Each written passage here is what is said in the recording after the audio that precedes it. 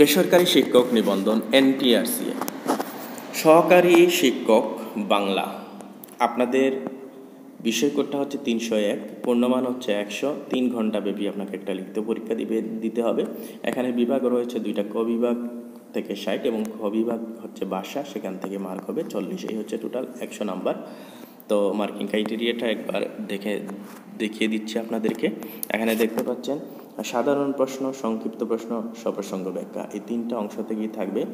সাধারণ প্রশ্ন থাকবে 4/40। এখানে থাকবে নির্বাচিত প্রবন্ধ, নির্বাচিত গল্প, নির্বাচিত কবিতা, নির্বাচিত উপন্যাস, নির্বাচিত নাটক।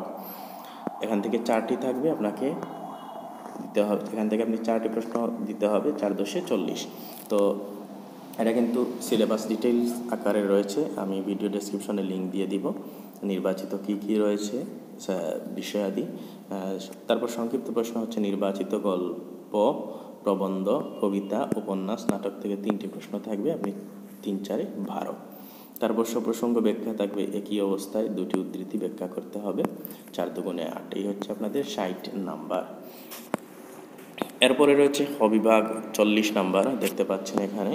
তো নিচের 4টি বিষয়তে 3টি প্রশ্ন দিতে হবে, 3×4=15। ভাষারীতি, ছন্দ, বাংলা বানানের নিয়ম, বাংলা উচ্চারণের নিয়ম। তারপর রয়েছে পত্র প্রতিবেদন, সেখানে 5। অনুবাদ পারিভাষিক শব্দ 5। প্রবন্ধ রচনা থেকে থাকবে 15। এই হচ্ছে টোটাল আপনাদের 100 নাম্বার। এটা ডিটেইলস দেওয়া আছে, ভিডিও ডেসক্রিপশন চেক করবেন অথবা কমেন্টে চেক করবেন, আপনারা পেয়ে যাবেন কি রয়েছে আপনাদের সিলেবাসে। ধন্যবাদ।